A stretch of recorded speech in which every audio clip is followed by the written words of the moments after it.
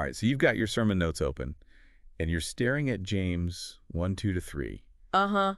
And you're probably thinking, Yep. how many times has my congregation heard this before? How many times have they heard about considering it all joy? Oh, yeah. We've all been there. Oh, yeah. It's one of those verses everyone knows. Right. But it can be Yeah.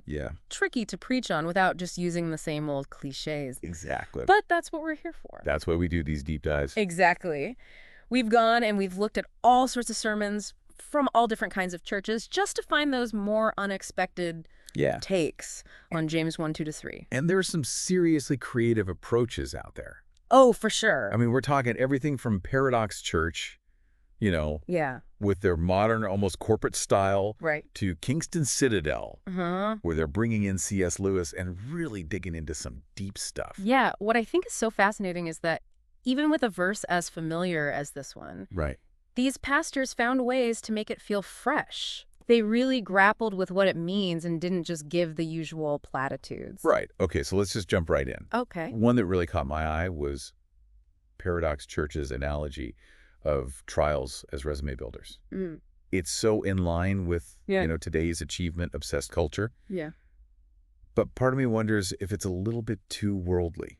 Yeah, I see what you mean. Yeah. It's a very catchy way to think about it, especially for a congregation that's maybe more results-oriented. Right. But are we reducing faith to just another Yeah. self-improvement project? Is that the kind of maturity that James is talking about? Yeah. What kind of resume is God really looking at? Is it about how much we've suffered, or is it about something deeper? Yeah, and that's where I think it gets interesting for you as a pastor. Mm-hmm. How do you present this concept in a way that doesn't accidentally promote a prosperity gospel mindset? Right. Because James is definitely not saying that if you suffer more, then you'll be richer. Yeah. No, not at all. Yeah. So maybe it's about framing it less as achievements Right. and more as the process of refinement. Right. Like how North Point Church talked about joy, not as a feeling, but as a source of strength. Oh, that's good.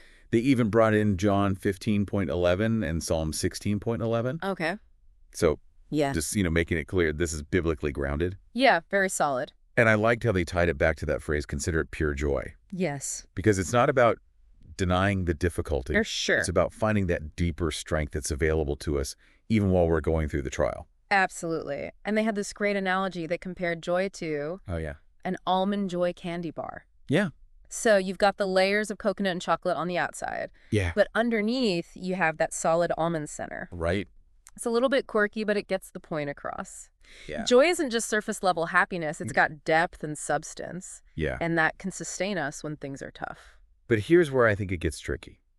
We've got Paradox Church talking about trials as resume builders. Okay. North Point is talking about joy as strength.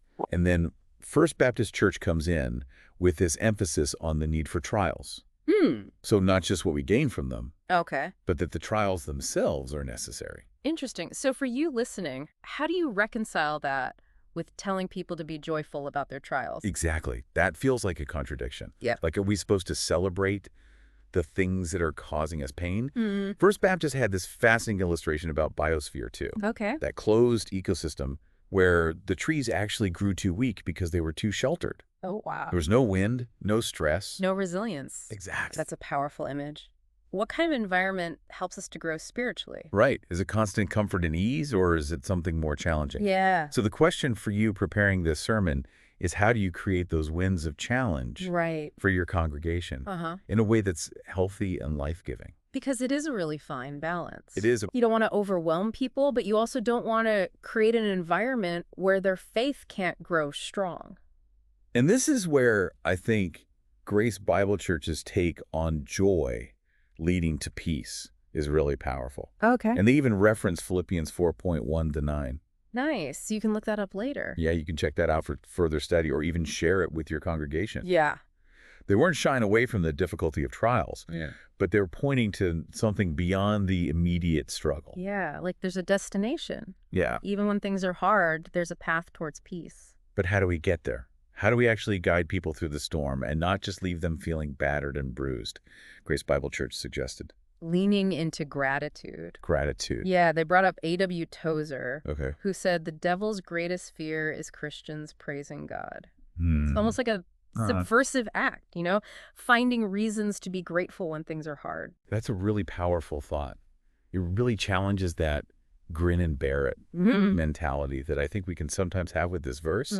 It's not about just enduring the trial. Right. It's about actively looking for the good, even when that feels impossible. Exactly. And this goes back to what Northport was saying about joy as a weapon. Maybe gratitude is part of that. Yeah. Not denying the pain, but not letting it be the only thing you focus on. So how do we preach that? How do we get past the platitudes and give our congregation something real, Right. something they can actually do? I think we have to start by being honest. Okay. Acknowledge how hard it is, the rawness of what people are going through. Right. Don't try to sugarcoat it.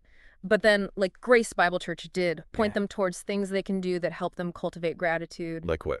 Like prayer and reflection. Okay. Focusing on the blessings they still have. So it's about shifting our perspective. Yeah. Instead of, why is this happening to me? Yeah. It's, what can I still be thankful for? Exactly. And that's where you can give them some practical advice. Okay. Maybe you challenge your congregation to keep a gratitude journal. Oh, yeah. Or to start each day by naming 3 things they're grateful for. It seems simple. Right. But those small changes can really make a difference over time. Okay, but let's be realistic here. Some trials are just devastating. Yeah. Loss of a loved one, serious illness, financial ruin. Can we really expect people to find gratitude in those moments? That's where you as a pastor need to be sensitive. You have to meet people where they are. But even in the darkest times, there are still glimmers of light. I guess so. Maybe it's the support of their community or the kindness of a stranger, or even just knowing they're not alone in their pain. So we have to ask ourselves, what does maturity really look like? Is it never experiencing doubt or despair, or is it holding on to faith even when everything else is falling apart? That's a big question, and that's something Kingston Citadel really wrestled with, especially in their discussion of double-mindedness. They went beyond the usual interpretation of, doubting God's goodness. And they said it's about not being fully committed to God. Which I think is a much harder thing to hear. Oh, yeah. Because it's not just about what we believe in our heads. Right. It's about our whole lives, our actions, our commitments. And they use that C.S. Lewis quote. Oh, yeah. I'm sure your congregation will know this one. Only those who try to resist temptation know how strong it is. Yeah. It acknowledges that it's a struggle. It is. We all face that internal battle. But isn't that a bit simplistic? Are we saying that anyone who doubts God is somehow not committed to him? That feels kind of dangerous. It's a valid concern, and this is where you as the pastor have to be careful. You don't want to condemn people for their doubts. Right. You want to help them understand what faith really is. Yeah. That it's not always easy or straightforward. So maybe instead of presenting it as a black and white issue, we frame it as a journey. Okay, I like that. We all have moments of doubt, moments where we question things. Yeah, for sure. But it's how we react to those moments that really defines our faith. And that's where being a good pastor is so important. Right. You need to create a space where people feel safe to talk about their doubts. Yeah. Where they can wrestle with those hard questions without being judged. So be present with them in their pain. Yes. Help them to see that even in their doubt, God is still there. That's a message I think everyone needs to hear. So we've got all these different ideas, trials as resume builders, joy as a weapon. Yeah. The need for challenge, gratitude as a practice. Yeah. The struggle with doubt. How do we bring it all together into one message? I feel like we've got all these puzzle pieces. Yeah. And we're trying to figure out how they fit together. Right. It's your job as the pastor to look at all these different interpretations and figure out what will speak to your congregation. Yeah. Because there isn't one right answer. Exactly. It's about finding what resonates with your people. In this moment, right now. What do they need to hear? And you don't have to pick just one. No, definitely not. You can bring in different ideas. Right. Maybe you combine Paradox Church's idea of growth with what North Point said about joy as strength. Like that. Or you could talk about embracing challenges like First Baptist. Yeah. And connect that to Grace Bible Church's path towards peace. So it's like weaving a tapestry. Yeah. Taking all these different threads and creating something. Beautiful and unique. And let's not forget about those sermon illustrations. Oh, yeah, we saw some really creative ones. Like that almond joy thing? Yeah, that was a good one. Yeah, comparing joy to an almond joy. Right. It helps people to really grasp those abstract ideas. You can do the same thing. Yeah. Think about your congregation. What are they interested in? What are they going through in their lives? Yeah. What kind of illustrations will stick with them? Maybe you use a sports analogy or a story from the news. Yeah. Or something that happened to you. Yeah. Share your own story. Be authentic.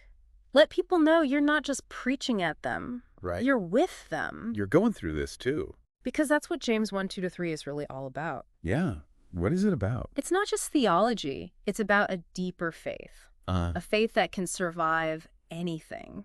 Find joy even when you're hurting. And come out stronger. So as you're working on your sermon, Yes. remember that. Yeah. How can you help people really experience this verse? Not just understand it, Yeah. but live it. So go and preach.